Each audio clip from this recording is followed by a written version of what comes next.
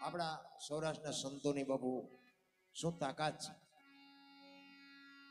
જલાબાપાના વીરબાઈમાં વીરપુર ગામ અભિયાગતને રોટલો આપે છે અને બાપુ આંગણે બધાઓ પરબડી પંખી પાણી પી જાય. પછી કોકદી આવશે હંસલો, તેથી પરબડી પવિત્ર થાય. 24 કલાકમાં મારો નાથ એક વખત આવે છે ને આવે છે, પણ બાપુ આપણે ઓળખી નથી શકતા. અને ભજન જેથી પાકે તેથી મારા નાથને તમારી ઝૂંપડી સુધી ધક્કો થાય ને થાય. ભજન પાકવું જોઈએ. ઈ જલા બાપાનું જેથી ભજન પાક્યું તેથી અખિલ બ્રહ્માંડનો માલિક બાપુ સાધુનો વેશ કરી અને સાધુની પંગતમાં આવીને બેહી જાય જમવા માટે. દાળ રોટલો જે કાંઈ હતું એ બધું પીરસાઈ ગયું અને પછી હાકલ કરી કે કરો હરિહર. એમાં એક સાધુ બાપુ જમતો નથી. જલા બાપા અહીંયા પાસે જઈને કીધું બાપુ હરિહર કરો. એટલે બાપુએ કીધું ભાઈ હરિહર કરું, પણ જો તું કંઈક મને દક્ષિણામાં આપવાનો હોય તો હું હરિહર કરું.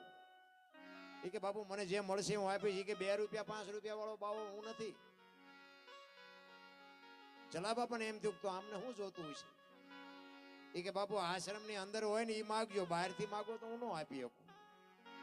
તો કે આશ્રમમાં છે કે બાપુ તો જમી લ્યો, મળી જશે. એ કે વચન આપ કે બાપુ આ કચ્છ કાઠિયાવાડ સૌરાષ્ટ્રની ધરતી છે, વચન માગવાના ન હોય. તમે એમ કહો જલિયાણ તારું માથું જોઈ અને જો બીજી મિનિટ થાય તો મારી માનું ધાવણ લાજે. બાપુ વચન ન હોય, જમી લ્યો, મળી જશે.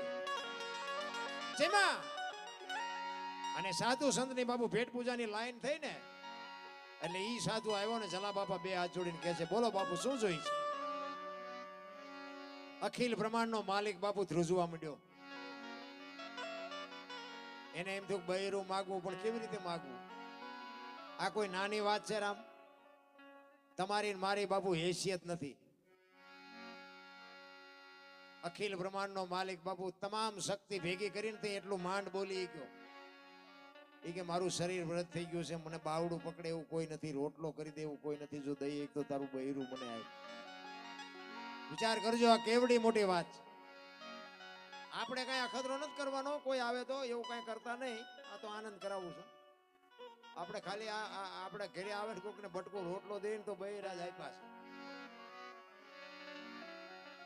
જલા બાપાને એમ થયું કે બૈરું આપવામાં મને વાંધો નથી, પણ વીરબાઈના મનમાં જો બાપુ આનું નામ બાપુ અડધું અંગ કહેવાય. વીરબાઈના મનમાં શું હશે.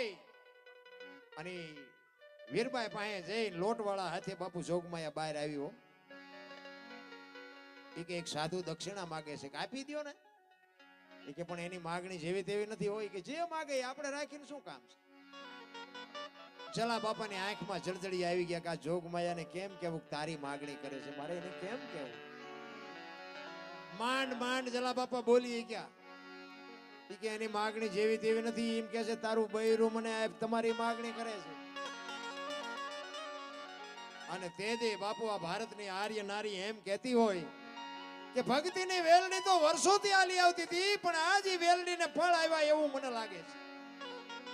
મને માગવા વાળો બાવો જેવો તેવો હોય નહીં. મારા બાપાએ તમને હાથ આપ્યો છે ને એ હાથ બાવાને આપી દો તો મને જવામાં વાંધો નથી. કેવી જોગમાયા છે.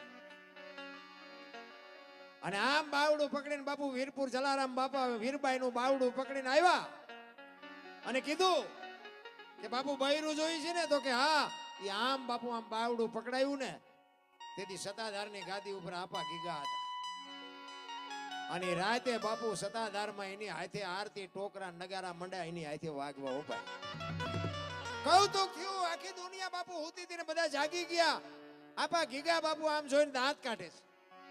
આખી દુનિયા કહે છે બાપુ આ શું બન્યું. આ એની હાથે નગારા ટોકરા વાગે.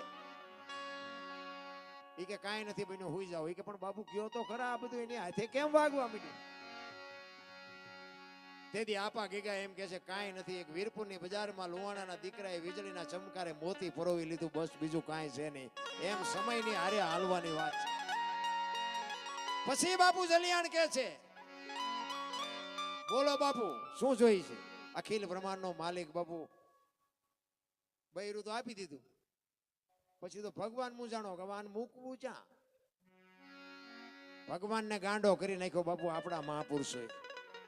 ઈ વગડામાં ગયા ને, વડલો હતો ને, વડલાના સાયે માને બેહાર્યા અને જોડે અને ઝંડો બે આપ્યા એ કે આ તમે ધ્યાન રાખો, હું હમણાં બહાર જઈને આવું. ઈ જીઓ હજી નથી આવ્યો. અમે હજી હમણાં જ અમે પોરબંદર બાજુથી આવતા હતા ને તેથી અમે હમણાં જ્યાં વીરપુર દર્શન કરવા ગયા. ઈ જોડીને ઝંડો બાપુ દર્શન કરવા જેવો છે, તમે જાઓ તો કોક દી દર્શન કરજો. ઈ અખિલ બ્રહ્માંડના માલિકે મારા નાથે હાથો હાથ બાપુ વીરબાઈને આપ્યો છે. ઇતિહાસ આવું બોલે છે. અને અહીંયા બાપુ એક જ જગ્યા એવી છે કે ખાઓ પીવો આનંદ કરો, પૈસો ક્યાંય નાખો નહીં, પેટીએ નહીં, કઈ નહીં. આઈની અમે વાત સાંભળી કે આવડું મોટું આયોજન છે, પણ કે કોઈ પત્રિકા કઈ નહીં, પહોંચ કઈ નહીં, પેટીએ નહીં, કઈ ધર્માદો નહીં, કઈ નહીં. ધન્યવાદ નો કહેવાય. ખરેખર સલામ કરું છું ભાઈ. આજની વાત કરતા હતા કે આજથી 8 થી 8.5 માણસ જમ્યું. તમે વિચાર તો કરો. ઈ કે સવારે નાસ્તો, બપોરે જમવાનું, સાંજે જમવાનું. તો કેવડી મોટી વાત કહેવાય. આપણે એક લગ્નમાં કંકોત્રી લખીને બોલાવ્યા હોય ને તોય હળીએ સડી જાય. ખૂટી રહેશે, ખૂટી જ રહે ને. તમે આખી દુનિયાના ખૂટાડ્યા, ત્યાં નો ખૂટી રહે. મારો નાથ જેથી ભળે ને તેથી 8,000 નહીં પણ 80,000 હોય ને તોય બાપુ એમાંથી ખીલી ખટકો ન થાય. બાપુ ઈ મારા નાથની કૃપા છે. અને એનું નામ જ બાપુ સમય. આ સમય જ કરાવે. આ પરવીણભાઈ પાસે રૂપિયા છે, આખી દુનિયા પાસે નથી રૂપિયા. રૂપિયા તો ઘણા છે પણ બાપુ વાપરતા નથી આવડતું. ખરેખર ધન્યવાદ છે બાપુ. હું તો એને દિલથી સલામ કરું. હું તો આવ્યો ને એમને મને વાત કરી તાનું મને એમ તો કે આ અમારે બોલવું શું, આમાં કઈ બોલવા જેવું જ નથી. એવા બાપુ આ ભારતના ઇતિહાસ અને આવા સંતોની કૃપાથી જ બાપુ આ બધું હાલતું હોય છે. સંતોની એવી કઈક સુવાસ હોય છે. એ કોઈ ભજન કરાવતા હોય, કોઈ યજ્ઞ કરતા હોય, કોઈ પ્રતિષ્ઠાઓ કરાવતા હોય, કોઈ હવન કરતા હોય, આ એની સુવાસથી જ બાપુ તમે હું બાપુ આપણું તમારું મારું ગાડું હાલે છે. બાકી તો આપણે તો છે ને આપણે આપણા પેટ ભરવામાંથી જ ઊંચા નથી આવતા. અને પેટ ભરાય એટલું કરતા હોય તો વાંધો નહીં, પણ તમે જોવો ને તો ધરાતા જ નથી. મારે આટલા થાય પછી બંધ થઈ જવું એ વાત જ નહીં. હેઠા જ નથી બેતા. એમાં બાકી હતું તો આ મોબાઈલ આવ્યા. હાલો હાલો હાલો જ કરતા આપણે એમ કરે. પણ બાથરૂમમાં જાઓ છો ઘડીક તો મૂકો. અને આપણે એમ કે હાલો ચાસો કે મુંબઈ શું વંડી આડા ઉભા હોય. બોલો નકરું જૂઠું જૂઠું જૂઠું. પછી કે હું નડતું હોય છે. પછી દાણા જોર આવે આ જડે. અમારે તમારે ત્યાં કેમ હોય, અમારે ત્યાં બાપુ દાણા જોવાનું જેટલું બધું હાલે. ત્યાં લેન લાગી છે. કરોડપતિ બાપુ દાણા જોર આવે, કરોડપતિ.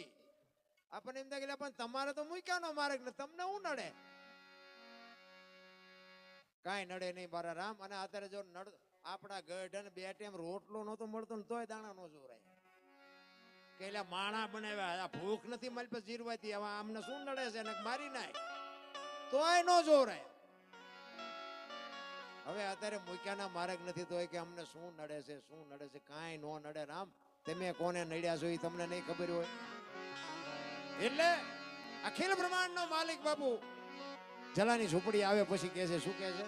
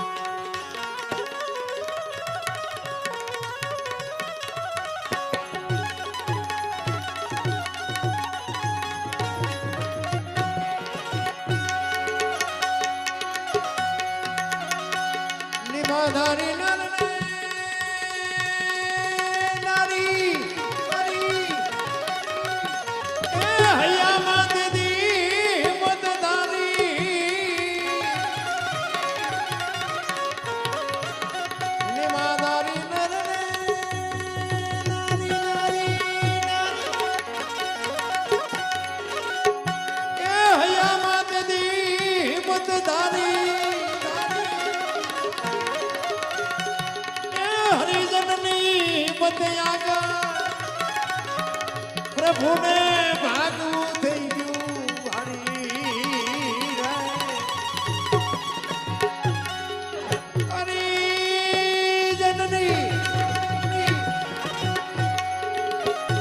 હરી જનની પ્રભુને ભાગવું થઈ ગયું હરી જલારામ જોગી